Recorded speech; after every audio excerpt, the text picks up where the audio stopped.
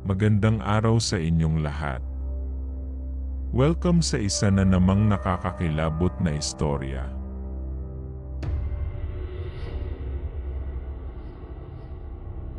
Magandang gabi, Sir Bordes. Tawagin niyo na lang ako sa pangalang Arabella, 67 taong gulang na at kasalukuyang nainirahan dito sa Aurora, Davao de Oro. Simula pagkadalaga ko hanggang ngayong kasalukuyang taon ay maraming mga balakid at pagsubok akong hinarap. Sa aking kamusmusan ay may mga nakakatakot akong karanasan na nais kong ibahagi sa programang ito. Isang karanasanasan na may kinalaman sa mga aswang. Malamang sa mga taong ipinanganak sa nagdaang taon ay alam kong hindi kayo maniniwala sa istoryang ito. Ika nga hindi naman totoo ang ganitong nilalang. Ngunit sa mga isinilang sa taong dekada 50 hanggang 80 ay malamang maniniwala sa mga aswang. Mga kasandata, halina't samahan niyo ako sa riwain ang aking masalimuot at nakakapangilabot na nakaraan. 1972, Davao de Oro. Sa panahong ito, ay 16 na taong gulang pa lamang ako. Naninirahan pa kami noon ng aking mga magulang sa Masaramaco, Davao de Oro. Ang aming baryo na ganap ng bayan ngayon ay isang tahimik at payapang lugar. Hindi tulad ngayon na isang ganap na tourist spot at napapaligiran ng iba't ibang luxury resort tulad ng Dusit Tan Ilubi Plantayon, Sea Eagle Resort, Inland Resort at Samal Island. Ang mga islang ito ang pinakatanyag sa Davao de Oro na talagang dinadagsa ng mga dayuhang turista sa ang panigman ng mundo. Isa din sa mga pinaghahandaan ng mga mamamayan ang pagsulubong tuwing sasapit ang Festival Eve Lubi na kung saan ang bawat pamilya ay nagdiriwang. Bagamat noong February 6, 2004 ay nagkaroon ng isang malaking delubyo ng pagguho ng lupa sa isang bayan sa nasabing lalawigan na ikinatakot ng bawat pamilya na naninirahan malapit sa naganap na landslide. Sir Bordes, ako po ang panganay sa 6 na magkakapatid. Umabot kami sa ganitong bilang sapagkat medyo masipag gumawa ng bata ang aking mga magulang na itago ko lang sa pangalang Nanay Lagring at Tatay Manuel. Taong bahay lang po ang aking ina at ang aking ama na may nagtitinda ng mga sarit sa gulay na mismong sarili naming tanim. Hindi noon magawang makapagtrabho ni Nanay Lagring sa kadihilanan, may inaalagan itong sanggol na siyang bunso sa aming magkakapatid. Sa kapanahunan ko po kasi, Sir Bordes, ay hindi pa uso ang pagpapadede ng bote sa mga bata. Kadalasan ay breastfeeding talaga ang ginagawa ng mga nanay. Gayunpaman, tuwing araw ng Sabado at Linggo kung saan wala akong pasok sa eskwela ay ako ang nagsisilbing pangalawang ina sa aming pamilya. Tinutulungan ko ang aking ama sa pagtitinda habang ang mga sumunod naman sa akin ay naghahati-hati ng mga gawaing bahay.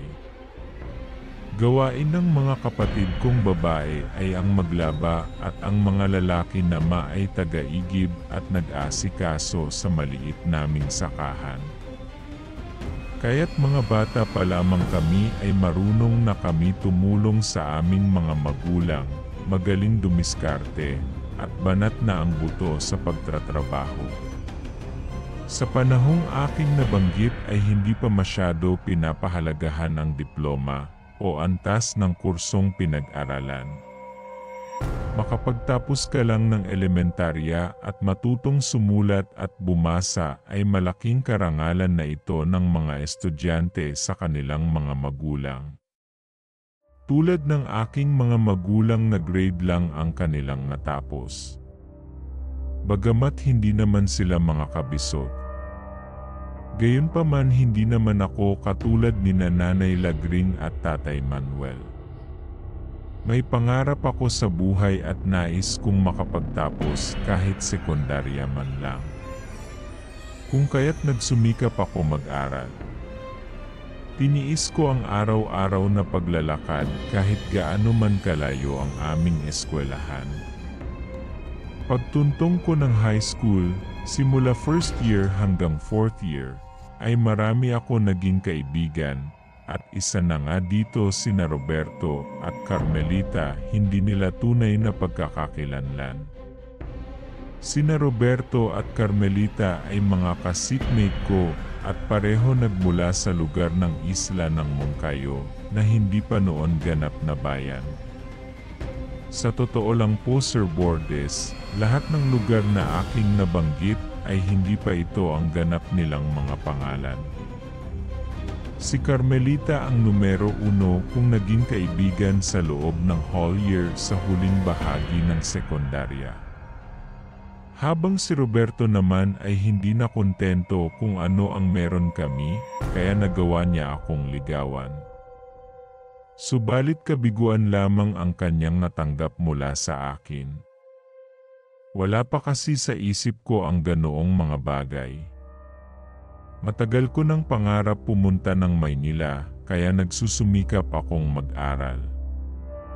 Sir Bordes, hindi ko sukat akalain na meron palang naghihintay sa akin na peligro pagkatapos ko makapag-graduate sa high school. Bigla kasi ako niyaya ni na Roberto at Carmelita na sumama sa pag-uwi nila sa kanilang lugar. Anila'y nalalapit na umano ang araw ng kanilang kapistahan. Ang huling mga sandali na magkakasama kami ang pinakamasayang alaala na tatatak sa aming pagkakaibigan, lalo't tatahakin na namin ang magkakaibang landas. Wala umano kasiguruhan kung kailan ulit kami magkikita-kita. Kaya naisip nila akong isama bilang bahagi ng aking bakasyon. Carmelita, Roberto, hindi pa ako sigurado kung makakasama ako sa inyo. Hindi ko alam kung papayagan ba ako ng mga magulang ko. Sa ngayon ayaw ko munang mangako. Basta susubukan ko sila kumbinsihin. Pag pinayagan ako agad ko ipapalam sa inyo, wika ko sa dalawa kong kaibigan. Ano ba yan, Arabella? Sayang naman kung hindi ka makakasama. Kulitin mo kaya ang mga magulang mo para mapapayag mo sila. Kung gusto mo ako na ang magpapaalam sa iyo sa mga magulang mo. Payag ka ba? Nababagabag na saad ni Rowena. Huwag na Rowena, salamat na lang. Ako na ang bahalang magsabi sa kanila. Basta hindi ako mangangako sa inyo. Ayaw ko kasi na umasa kayong dalawa. Tugon ko ulit dito. Bago ako tuluyang makalayo sa entrada ng eskwelahan, ay muli kong pinasadahan ng tingin sina Rowena at Roberto na natiling nakatayo sa labas ng gate. Kumaway ang mga ito sa akin at nagwika ng pasigaw na mag-iingat ako sa aking pag-uwi. Magkakasama kasi kaming tatlo kumuha ng aming mga card. Nang makauwi ako sa bahay agad kong ibinigay ang card sa aking mga magulang. Labis silang natuwa nung makita ang matataas kong marka. Hinimas ni nanay ang aking buhok at malapad na ngumiti na tila ipinagmamalaki niya ako. Sa aming magkakapatid ako lang kasi ang binyayaan ng kaunting katalinuhan, bagamat hindi ko naman minamaliit ang mga sumunod sa akin. Habang isa-isa nilang tinitignan ang marka sa bawat subject, ay sinamantala ko na ang pagkakataon magpaalam sa kanila na magbabakasyon ako ng 1 linggo sa lugar ni na Rowena. Hindi ko na binanggit ang pangalan ni Roberto, baka hindi nila ako payagan lalo't lalaki ito. Noong una'y nagdadalawang isip ang aking mga magulang na payagan ako, dahil hindi ko naman umano kabisado ang lugar. Isa't isang taon pa lang kami magkaibigan ni Rowena. Naging kaklase ko lang kasi ito nung 4th year high school ako. Bagamat para sa akin ang isang taon na pagkakaibigan namin ni Rowena at Roberto ay sapat na upang lubusan namin makilala ang isa't isa. Kinulit ko ang aking ina hanggang sa mapapayag ko ito, habang si tatay naman ay hindi sumang-ayon. Anya, delikado umano makipiesta sa mga liblib na baryo, kahit na sabihin na natin kaibigan ko ang nag-imbita. Tay, payagan muna po ako. Pumayag na nga po si nanay, sumama ako kay Rowena. Sige na po tay. Ilang araw lang naman ako doon kina Rowena. Ito na lang ang gantimpala niyo sa akin kapalit ng mataas kong bordesa, pangungulit ko sa aking ama. Niyakap ko ang kanyang bisig at pinilit ko makuha ang kanyang simpatsya, napayagan ako gamit ang malungkot kong titig. Mukhang hindi ka na talaga papipigil, nak. O, siya basta mag-iingat ka doon. Iwasan niyo ni Rowena gumala sa gabi kahit sabihin natin taga roon ang kaibigan mo. Basta 1 linggo ka lang magbabakasyon sa kanila. Kapag hindi ka nakauwi sa loob ng 7 araw susunduin kita roon, maliwanag ba? Usapang mag-amayan Anang pagpayag ni tatay na marami pang sinasabi na kung ano-ano. Naiintindihan ko naman ang aking ama Sir Bordes, natural na talaga sa padre de pamilya ang mag-alala sa kanilang mga anak. Kinabukasan, nagkita kami ni Rowena sa labas ng eskwelahan, ayon na rin sa napag-usapan namin kahapon. Sumilay sa kanyang labi ang malapad na ngiti nung sabihin ko na pinayagan ako ng aking mga magulay magbakasyon sa kanilang lugar. Tinanong ko si Rowena kung bakit hindi niya kasama si Roberto. Anya na una na raw itong umuwi kasama ang ilan nilang kamag-anakan. Ang ibig sabihin ba nito Rowena, tayong dalawa na lang ang magkasamang babiyahe sa makalawang araw? Usisang tanong ko sa aking kabibigan. Hindi makakasama natin sa bayahe ang tiyahin ko. Hindi ba kilala mo na si Tia Neneng? Ang kasama ko umakyat sa stage nung graduation natin. Turan naman ni Rowena. Tumango lang ako at matipid na ngumiti. Ang kanyang tiyahin na si Aling Neneng ay nagpapatakbo ng isang maliit na karinderya sa aming lugar.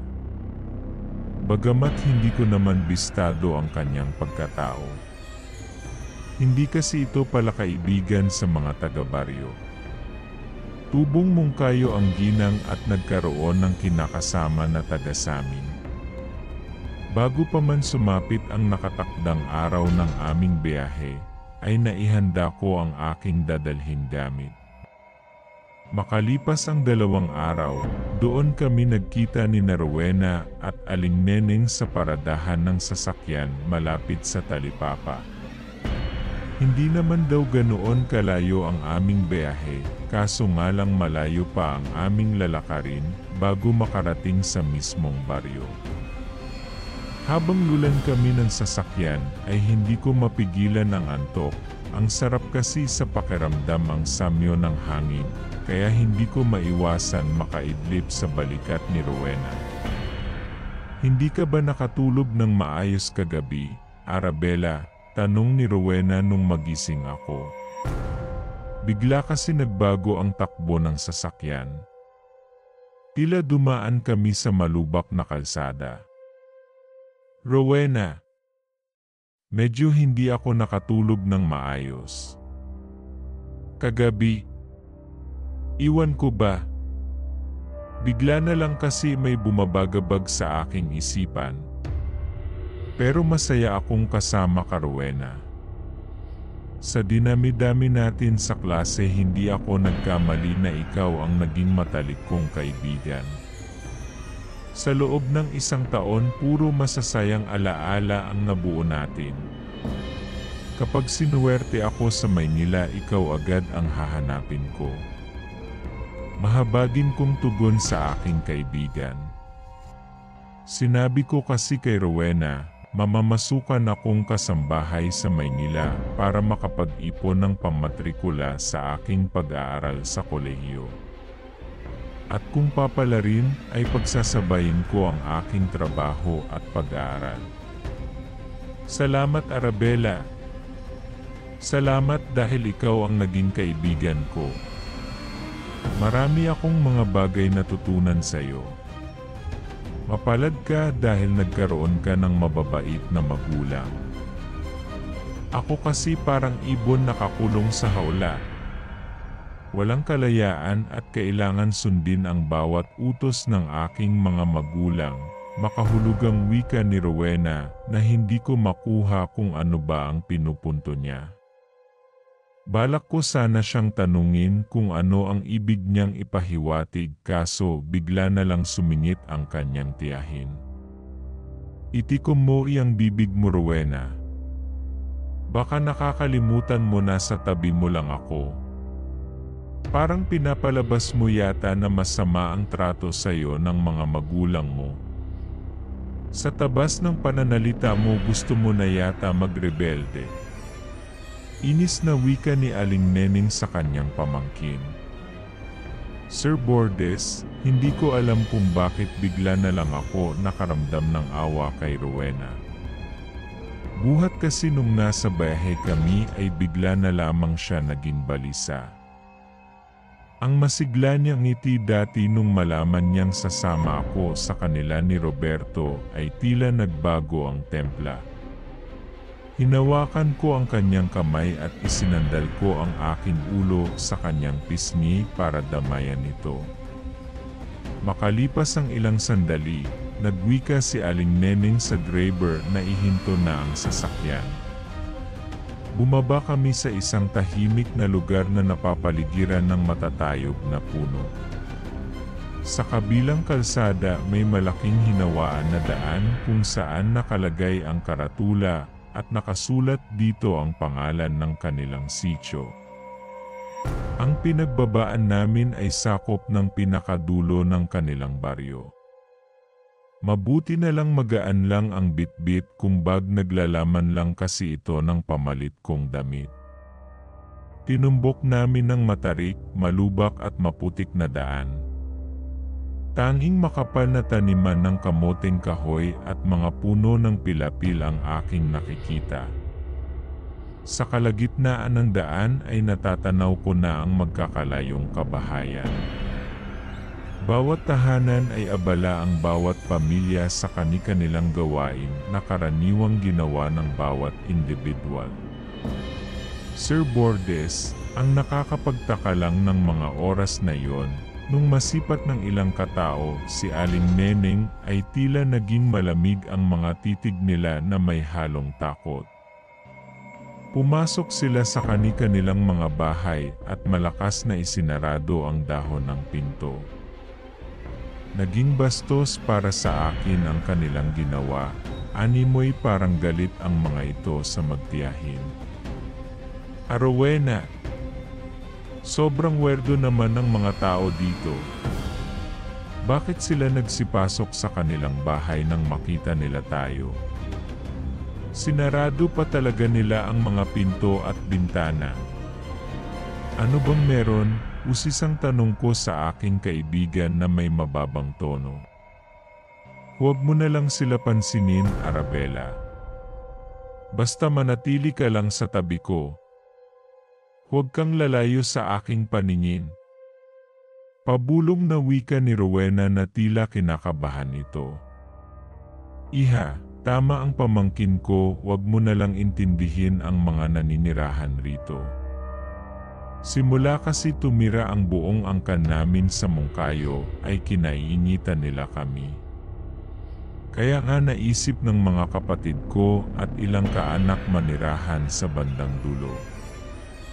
Mga Inggetera kasi sila kaya huwag mong tatangkain lumapit sa kanila at baka mapahamak ka. Sabat naman ni Aling Neneng.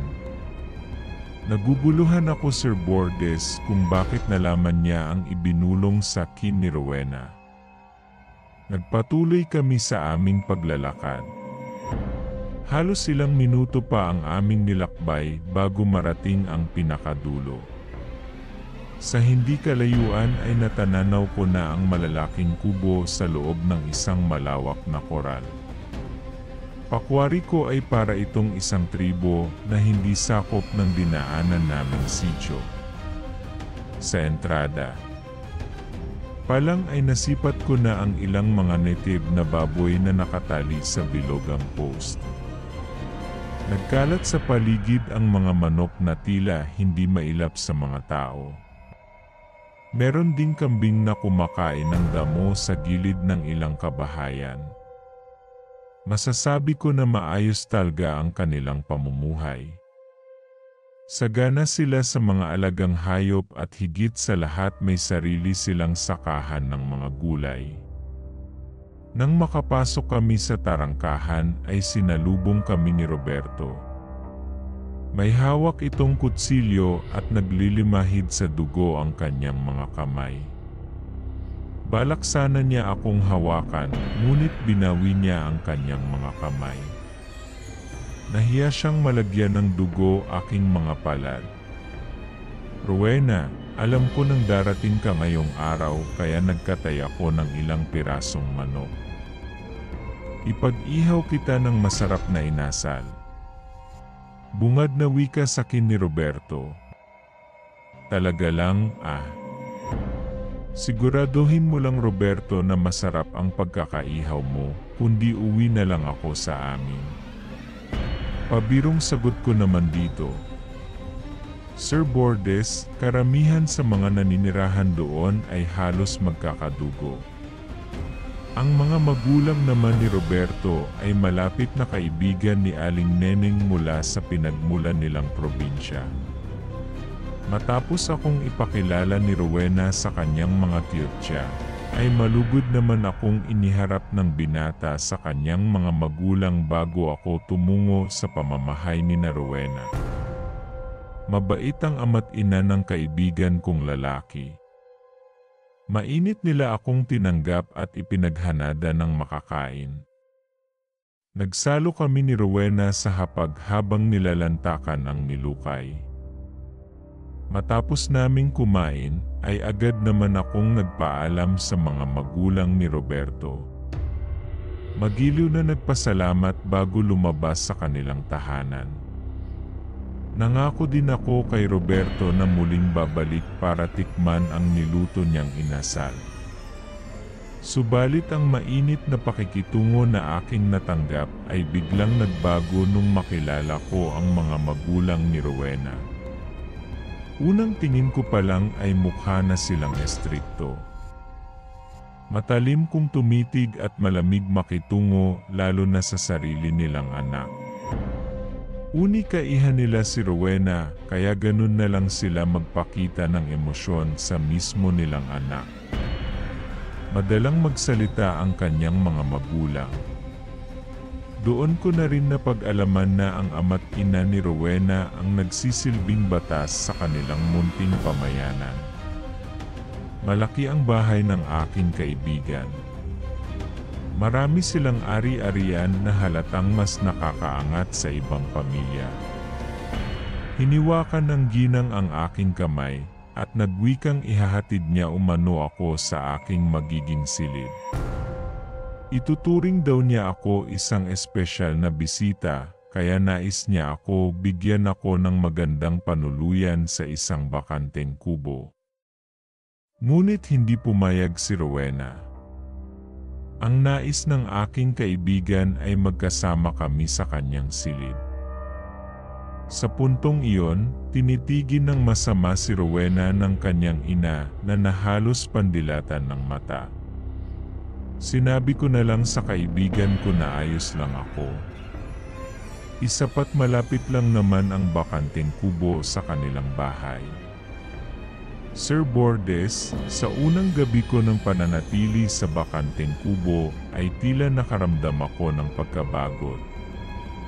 Maaliwalas at komportable naman sa aking panuluyan, ngunit may mga bagay na nagpapabagabag sa akin pagkatao. Nagtataka ako kung bakit mas pinili ni Rowena na doon kami mananghalian at maghapunan sa bahay ng mga magulang ni Roberto. Habang mag-isa akong nagpapahinga sa panuluyang kubo, ay tila naririnig ko na parang nakikipagtalo si Rowena sa kanyang mga magulang. Hindi man klaro ang aking naririnig. Pakiramdam ko nakikiusap ang dalaga na tigilan na umano siya ng kanyang mga magulang sa mga hindi makatarungang bagay na pinapagawa sa kanya. Anya, masyado na siyang nasasakal at hindi pinapatulog ng sariling konsensya. Matapos ang mainit nilang bagayan ay pumunta sa akin si Rowena at mahigpit akong niyakap. Tanging pag-iyak lang ang ginawa niya at hindi magawang magsalita. Sir Bordes, hindi ko alam kung ano ba talaga ang pinagtatalunan nilang mag-ina. Para kasi akong nabibingi at humihina ang pandinig tuwing sasapit ang dilim. Nararamdaman ko din na parang hindi magiging masaya ang pagsalubong sa araw ng kapistahan. Sa mga lumipas na araw pinipilit namin ni Rowena na maging masaya. Namamasyal kami sa isang tahimik na lugar kasama si Roberto.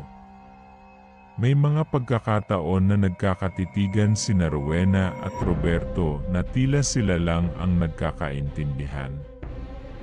Noong sumapit ang araw ng Besperas bago ang piyesta, ay tila nagbago ang ikinikilos ng mga taong nakapalibot sa akin. Napapadalas ang mga pasulyap nilang tingin. Mga titig na tila kasing lamig ng nyebe. Naging abala ang lahat at ang ilang sa matatanda ay nagsimula ng pumatay ng mga baboy. Maging sina Rowena at Roberto ay nakakapanibago ang pakikitungo nila sa akin. Palagi kasi sila nagbubulungan na tila may inililihim na kung anong bagay. Dumating sa punto na nagpaalam sa akin ang dalawa na may pupuntahan umano sila saglit. Nagtampo pa nga ako kasi hindi nila ako sinama at iniwan nila ako mag-isa sa tinutuluyan kong kubo. Hindi raw ako maaaring sumama sapagkat maraming mata ang nakabantay sa akin. Makalipas ang ilang oras ay biglang dumating si Rowena. Pawisan ang mukha at puno ng agam-agam ang kanyang mga mata. Isang notebook ang kinuha nito sa kanyang likuran at mabilis na ibinuklat. Nilamon ako ng matinding hilakbot nung mabasa ko ang nakasulat na mismong sulat kamay ni Rowena. Ayon sa nilalaman, bago magsimula ang ritual ng pag-aalay mamayang gabi, ay samantalahin ko ang pagkakataon na tumakas habang abala ang mga tao. Mamayang hapunan lalagyan umano ng pampatulog ng mga magulang ni Rowena ang ihahain nilang pagkain sa akin. Subalit nakiusap umano ang kaibigan ko sa kanyang ama't ina na siya na mismo ang magbibigay ng pagkain sa akin sa mismong tinutuluyang kong silid. Hiniling kasi niya na katayin ako habang walang malay at manhid ang katawan upang hindi ko maramdaman ang sakit. Hindi ko alintana na ako pala ang magsisilbing alay sa ritual bilang handog sa kanilang Diyos-Diyosan. Bagamat hindi umano makakapayag si Rowena na basta na lang ako mamamatay. Ako lang daw ang kaisa-isa niyang itinuring na tunay na kaibigan. Hindi lang daw ito ang unang beses na nagdala siya ng alay sa kanilang dambana, bagkus nakailang ulit na. Pareho sila ni Roberto nakikipagkaibigan sa taga-ibang lugar tuwing nalalapit na ang araw ng kanilang kapistahan. Nakipagtulungan si Rowena kay Roberto na sagipin ako sa nalalapit kong kamatayan dahil alam niyang may gusto sa akin ang binata. Nakalagay din sa sulat kung bakit sila umalis ni Roberto kanina upang gumawa ng isang madaliang plano. Isusugal nila ang kanilang mga buhay kahit na alam nilang maaari silang mapahamak. Hindi sila maaring magsalita na may kauganayan sa pagtataksil sapagkat matalas ang pandinig ng matatandang aswang gaya ni Aling Neneng. Bago lumubog ang araw ay papakainin ako ni Rowena na may halong pampatulog na kayang paralisahin ang buong katawan. Magpapanggap umano akong tulog dahil sisilipin ako ng kanyang mga magulang. Magaganap ang pag-aalay mamayang hating gabi. Ang aking dugo ay ipapahid nila sa sinasamba nilang rebulto ng kadiliman. Ang pag-aalay ng dugo ng babaeng birhen tuwing araw piyesta ang nagbibigay sa kanila ng maginhawang pamumuhay upang mapalakas at maparami ang kanilang lipi. Lahat ng gustong sabihin sa akin ni Rowena ay isinulat niya sa papel maging ang paghingi niya ng tawad. Nakalagay din sa sulat na magkasama kaming tutuparin ang aming mga pangarap. Handa na siyang talikuran ang kinamulatan niyang angkan alang-alang sa aming pagkakaibigan. Dahil umano sa akin na himasmasahan siya sa mga maling gawain. Nais na niyang makawala sa hawla at magkaroon ng malayang buhay na walang nagmamanipula. Noong kumagat na ang dilim, ay muling bumalik sa aking silid si Rowena bit-bit ang masasarap na putahe. Pagkaraniwang karne lang inihanda sa akin, pero may nakahalong gamot. Imbes na lantakan ko ang pagkain ay itinapon ko ang kalahati sa ilalim ng aking kama upang hindi maghinala ang kanyang mga magulang. Tanging pagtango lang ang naging sagutan namin bago ako nagkunwaring walang malay bago siya lumabas ng aking silid. Makalipas ang 1 minuto ay narinig kong lumagitnit ang pinto na may kasamang mabibigat na yabag ng mga paa. Malinaw kong narinig kung paano purihin si Rowena ng kanyang mga magulang. Akala kasi nila tuluyan na itong nagbago at ako ang dahilan kung bakit nagbago ang pananaw ng kanilang unika iha. Nagawa pang hilahin ng ginang aking buhok upang siguruhin na umepekto na talaga ang gamot. Inamoy pa nga nito ang aking mukha. Halos pinigilan ko na wag huminga para hindi ako mabisto. Noong makalabas ng silid ang mga magulang ng aking kaibigan, ay kinuha ni Rowena ang kwaderno at tarangtang nagsulat. Oras umano magtipon-tipon na ang mga tao sa malaking sulo sa tapat ng dambana at marinig ang malakas na tunog ng instrumento ay simulan ko na tumakas. Huwag ko na daw hintayin pa ang pagsingasing ng mga kalahi niya. Sir Bordes, labis akong nabigla nung mabasa ko sa kanyang isinulat na sasama raw siya sa akin patungong Maynila. Alam niyang kamumuhian siya ng kanyang mga magulang at kamag-anak oras na malaman nilang may kinalaman siya sa aking pagtakas. Agad umano niyang lilisanin ang kanilang lugar sa lalong madaling panahon. Ayon sa plano, hihintayin ako ni Roberto sa labas ng tarangkahan. Samamahan niya ako makalabas ng ligtas sa kanilang lugar. Oras na makarating ako sa kalagitnaan ng daan kung saan nakatirik ang ilang kabahayan ay ligtas na daw ako sa kapahamakan. Sumigaw lang ako at agad natutulungan ako ng mga tao.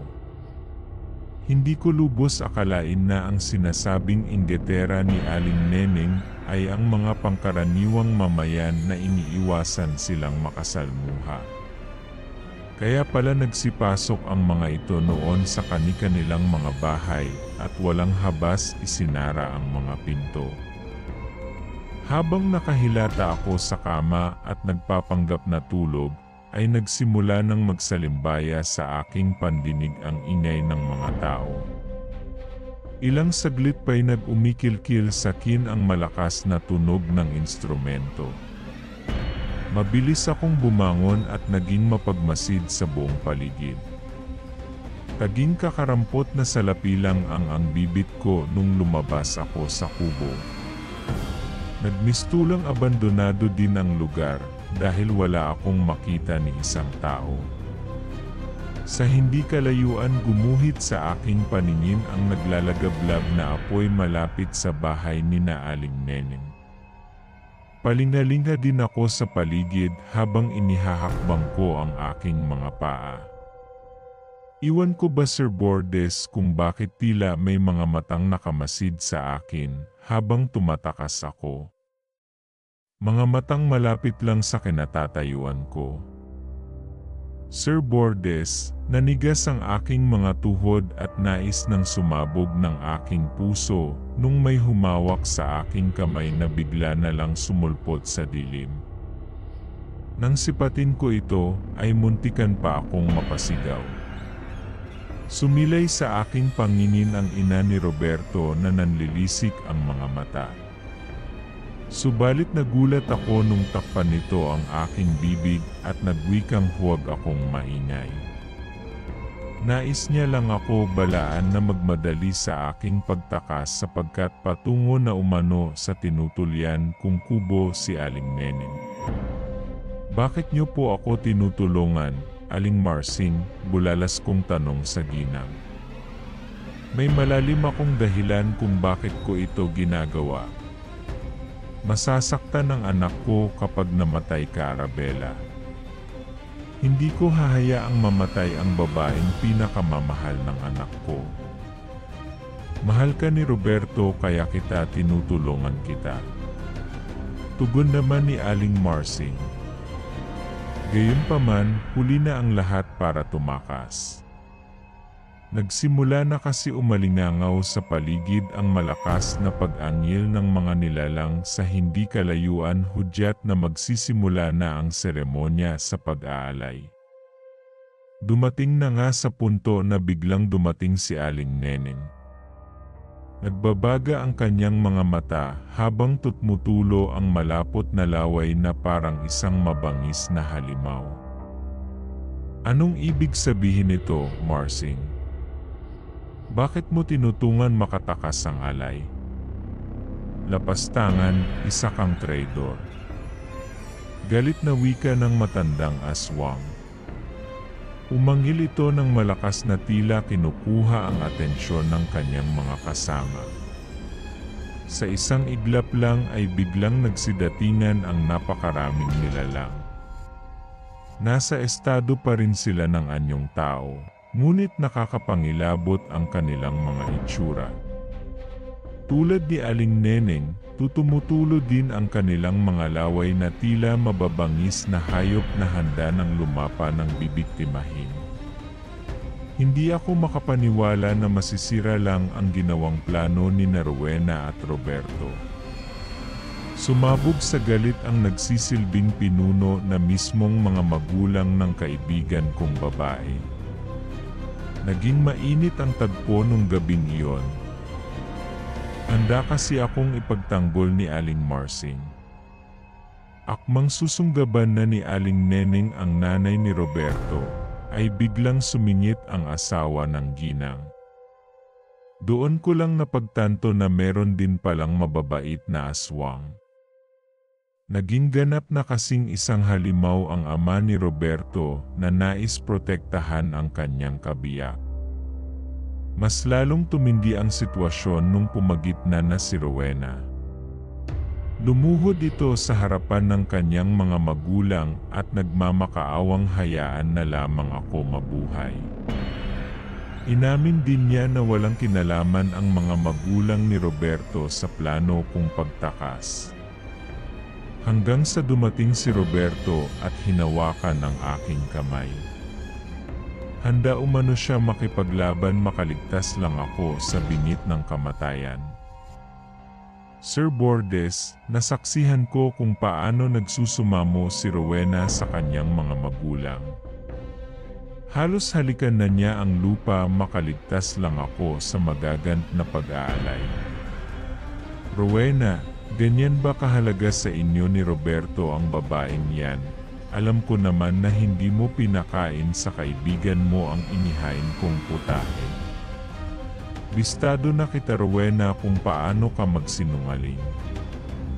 Nung una pa lang alam ko na may binabalak kang hindi maganda. Kung ayaw mo palang maging alay ang babaeng yan, bakit mo pa siya dinala rito? Nagtatakang tanong ng nanay ni Rowena. Nay, patawarin niyo po ako kung nagawa kitang suwayin. Patawad po talaga, Nay. Mahalaga po sa akin si Arabella. Dahil sa kanya nalaman ko ang tunay na kahulugan ng isang kaibigan. Hindi lang kami basta magkaibigan, para na kaming tunay na magkapatid. Ipinapangako ko po sa inyo na hindi malalaman ng ibang tao ang lihim ng ating angkan. Kakausapin ko po ang kaibigan ko na hindi niya ipagsasabi sa lahat ang mga nalaman niya, pagmamakaawa ni Rowena sa kanyang ina. Sige, papatawarin kita sa nagawa mong kasalanan, Rowena. Kalilimutan ko ang gabing ito. Iuwi mo na ang kaibigan mo sa kanila at siguraduhin mong ititikom niya ang kanyang bibig. Sige na, umalis na kayo habang hindi pa nagbabago ang isip ko. Tugon naman ng ginang na tila naawa sa kanyang anak. Hahayaan mo siyang makatakas. Kailan pa lumambot ang puso mo, Selena? Papapahamak tayo pag pinakawalan mo ang babaeng yan. Isipin mo na lang na may negosyo ako sa kanilang lugar. Sambit na pagtutol ni Aling Neneng na mismong pinsan ng nanay ni Rowena. Tumahimik ka, Neneng. Kilala ko ang anak ko at hindi niya tayo ipapahamak. Baka nakakalimutan mo na ako ang namumuno rito. Kung nais mo ng tahimik na buhay, umalis ka na roon at bumalik ka na dito kung saan ka nababagay. Iwanan mo na ang lasinggero mong asawa. Ani Selena kay Aling Neneng. Sir Bordes, nung gabing iyon nakaligtas ako sa bingit ng kamatayan. Iniligtas ako sa malalim na pagkakaibigan namin ni Rowena at Roberto. Ang pagmamahal din sa akin ni Roberto ang naging dahilan kung bakit nagawa niyang talikuran ang kinamulatan niyang angkan.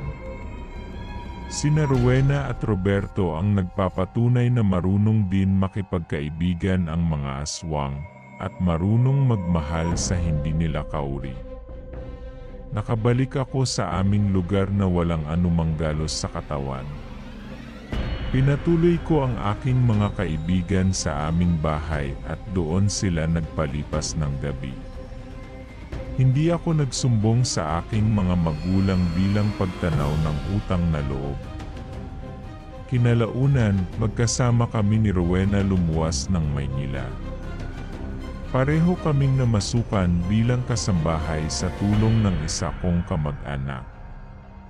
Magkasama kami ni Rowena tinupad ang aming mga pangarap na makapag-aral sa kolehiyo. Bagamat hindi ko nagawang makapagtapos sa kadahilanan maaga ako nakapag-asawa. Hindi ako nagsisisi, Sir Bordes, na magkaroon ng sariling pamilya sapagkat napakaresponsable ng aking asawa. At bilang ama ng aking mga anak, dahil ang lalaking nakabihag ng aking puso ay walang iba kundi si Roberto, ang taong minsan nang iniligtas ang aking buhay at matagal ko nang manliligaw buhat no ng high school pa lamang kami. Hanggang dito na lamang po ang aking kwento, Sir Bordes. Sana sa pamamagitan ng sarili kong karanasan ay magbigay aral ito sa mga walang sawang sumusuporta sa inyong programa. Lubos na gumalagang ang inyong masungid na taga-subabay, Arabella ng Aurora Davao de Oro. Kung nagustuhan niyo ang ating kwento, maaari sana mag-subscribe, like and share na din. Maraming salamat po.